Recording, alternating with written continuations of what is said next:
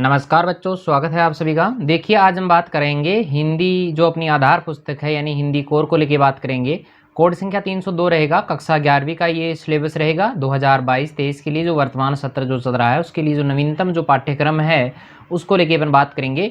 यानी मैं सीधे तौर पर बात करूँ तो CBSE में जो सिलेबस चलता है अपने CBSE में जो हिंदी का जो सिलेबस है हिंदी कोर का यानी हिंदी की जो आधार पुस्तक है उसको लेके अपन बात करेंगे।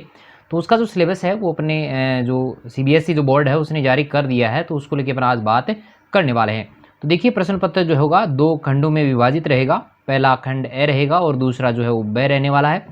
खंड ए में जो आपको है 45 प्रश्न वस्तुनिष्ठ प्रश्न पूछे जाएंगे, यानी छोटे वाले क्वेश्चंस जो शॉर्ट आंसर वाले क्वेश्चंस हैं वो पूछे जाएंगे। और इनमें से केवल आपको 40 क्वेश्चंस के जो आंसर हैं वही आपको देने हैं, पूरे के पूरे आपको नहीं करने हैं, ठीक है। और खंड ब में जो वर्णनात्मक प्रश्न है वो आपको पूछे जाएंगे, यानी जिनका आपको वर्णन करना है। प्रश्नों में उचित आंतरिक विकल्प भी आपको दिए जाएंगे, उसका थोड़ा सा आपको ध्यान रखना है। तो चलिए देखिए, पूरा का पूरा बात करें तो यहाँ पर आपके जो है 100 मार्क्स का ये पेपर होगा, जिसमें आपको जो है मिनिमम यानी मैक्सिमम जो है आपको 3 घंटे का समय जो है वो दिया जाएगा। खंड ए की मैं बात करूँ तो यहाँ पर देखिए वस्तुनिष्ठ प्रश्न जो है वो किस प्रकार के पूछे जाएंगे। सबसे पहले आपके आएगा अपठित गद्यांश। इसमें एक गद्यांश है जिसमें अधिकतम 300 शब्दों का ये रहेगा। एक अंक के आपको जो है 10 क्वेश्चंस यहाँ पर पूछे जाएंगे। फिर 2 अपठित पद्यांशों में से आपको एक पद्यांश जो है अधिकतम 150 शब्दों का होगा। एक प्रश्न जो है वो 1 अंक का होगा। 5 प्रश्न आपको इसमें से आएंगे, तो 5 क्वेश्चन के 5 अंक इसमें हो जाते हैं। तो टोटल इसके हो गए 15 नंबर, ठीक है। चलिए आगे मैं बात करूं तो यहाँ पर दूसरा जो रहेगा वो पाठ्य पुस्तक यानी अभिव्यक्ति और माध्यम वाली जो पुस्तक है, जो 11th और 12th दोनों की चलती है, ठीक है। तो ये वाली जो पुस्तक है इसका इकाई 1 से पाठ संख्या 1 व 2 पर आधारित जो है वो प्रश्न पूछे जाएंगे, यानी कुल 5 नंबर इसमें पूछे जाएंगे। बहुविकल्पीय प्रश्न होंगे, ऑब्जेक्टिव टाइप क्वेश्चन इसमें होंगे। 1 अंक का 1 प्रश्न होगा, तो कुल मिला के 5 अंक इसमें आएंगे। पाठ्यपुस्तक की अपनी आरोह है भाग 1 जो है, यानी आरोह है भाग 1 जो अपनी पुस्तक रहेगी, 2 वाली जो है वो 12th क्लास में चलती है। इसमें बहुविकल्पात्मक प्रश्न जो है वो पूछे जाएंगे और 10 नंबर के क्वेश्चन आएंगे।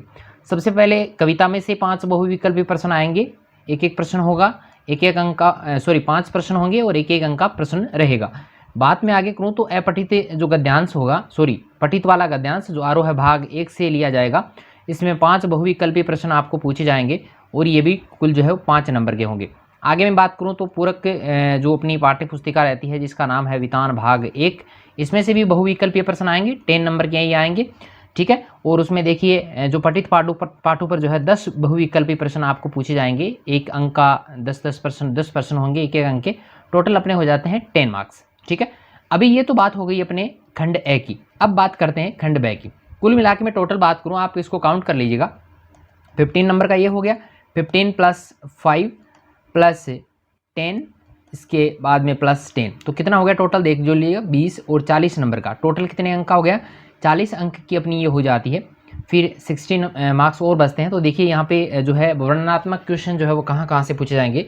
अभिव्यक्ति और माध्यम जो अपना रहेगी पुस्तक, सृजनात्मक लेखन उसमें है, व्यवहारिक लेखन है, पाठ संख्या 1, 2 है और 9, 10, 14 और 15, 16 पर आधारित जो क्वेश्चन हैं वो इसमें आएंगे, ठीक है। तो दिए गए 4 अप्रत्याशित विषयों में से किसी एक विषय पर आपको 120 शब्दों में जो है वो रचनात्मक लेखन करना है। 6 अंक का रहेगा, प्रश्न आपको 1 मिलेगा। यहाँ पर 5 ही दिए गए हैं, ये शायद मिस प्रिंट हो गया होगा, ठीक है। आगे बात करें तो औपचारिक पत्र आपको लिखना है, अनौपचारिक होते हैं, औपचारिक आपको करने हैं। 5 अंक का क्वेश्चन होगा, 1 होगा, विकल्प आपको इसमें मिलेगा 5 नंबर का ये रहेगा, ठीक है। फिर डायरी लेखन वाला है, कथा पटकथा है, विषयों पर लेखन आपको पूछे जाएंगे, 2 सवाल इसमें से आएंगे और 3-3 अंक के ये प्रश्न रहेंगे। विकल्प आपको मिलेगा, लगभग 60 शब्दों में आपको इसका जवाब देना है। तो इस प्रकार हमारे हो जाते हैं 6 नंबर, ठीक है। चलिए आगे हम बात करते हैं।